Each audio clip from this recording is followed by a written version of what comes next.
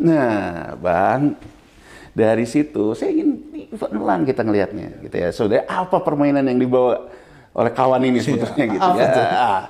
Pelan-pelan kemudian dia tahu-tahu ketemu sama Menko Pangan, Pak Zulkifli Hasan. Pak Jul bilang, wah kita nih dengan Menteri Keuangan baru, wah enak, cepet. Ya kayak teori tadi, Menteri Keuangan Ibu sama Menteri Keuangan Bapak gitu loh. Ya kan? Cepat eksekusinya. Eksekusi. Jadi dia bilang, Koperasi Merah Putih sudah bisa mengambil kredit ke perbankan karena uangnya sudah ada 200T itu. Kawan ini jago juga menurut saya, Bang. Dia tahu betul. Ini akan bisa berpotensi jadi masalah hukum di masa depan. Di kemudian hari. Kalau ini macet, kalau ini mengulang cerita ketika Orde Baru, ini saya mengambil gambaran. Ya. Sebelum loncat ke sana, saya ingin gambaran. Pernahkah Orde Baru mengambil kebijakan likuiditas yang dipompakan seperti yang diambil Purbaya? Pernah. Nama kebijakannya Paket Oktober 1988. Nama Menteri Keuangannya JB Sumardi. Ya. Pakto 88 itu memberikan relaksasi yang luar biasa ke perbankan, mengenjot likuiditas. Tapi Pakto 88 itu kemudian melanggar yang disebut dengan prudent bankers, yang namanya batas minimum pemberian kredit, BMPK, yang mengakibatkan krisis moneter 98. Jadi Pakto 88 relaksasi likuiditas ini dan kemudian melewati BMPK itu yang mengakibatkan kita kena krisis moneter. Tahun 98 itu ya. Nah, jadi saya ingin gini loh Bang, kata Bung Karno, jadikanlah masa lalu jadi cermin benggala untuk melihat masa depan. Oke. Saya ingin kita fair melihat bahwa persoalan kayak gini pernah kita lakukan dengan tata kelola yang buruk mengakibatkan kita krisis. Jadi menurut saya kita jangan cerita indahnya saja.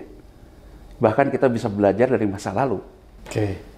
Bahwa persoalan teori likuiditas itu pernah kita rasakan membawa bencana buat kita. Ya Bang, Pakto 88 dan kemudian krisis moneter 98. Kawan ini tahu Bang soal ini. Dia bilang setelah Pak Zul ngomong yang termasuk tepuk jidat tadi gitu.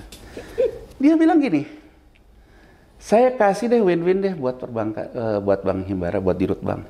Kalau memang pusing nyalurin kredit ke yang lain, salurkan ke Kopdes. Bunganya saya kasih 2%. Artinya, sebetulnya dana ini sudah dialokasikan buat Kopdes. Tapi kawan ini jago. Kalau dialokasikan berdasarkan keputusan dia, besok ini macet, berarti kan dia yang kena. Jadi dia cari dalil dulu ya? Oh, dalil. Cari alasan. Jadi seolah-olah sekarang tuh dia memberikan mekanisme pasar kepada bankir, punya dua pilihan. Kalau disalurkan ke sektor real yang lain, bunga dasar saya 4%. Nggak boleh ke SBN. Tapi kalau kamu pusing, nih ada nih programnya Pak Jul, kalau lebih begitu loh. Ya kan, programnya Koperasi Merah Putih, program Prabowo lah, bukan Pak Jul. Ya kan, program pemerintah yang namanya Koperasi Merah Putih, kalau itu bunga saya 2% saja. Tapi Bang, kalau besok ada Koperasi Merah Putih kredit macet, dia pun sudah buat. Coba lihat di media hari ini. Saya minta semua Dirut Bank yang dapat dari dana pemerintah, hati-hati dalam memberikan kredit.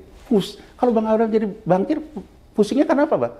Pusingnya karena Abang sudah tahu goal ini berpotensi offset dan sudah disetting, Abang layangkan offset gitu loh, Bang. Iya.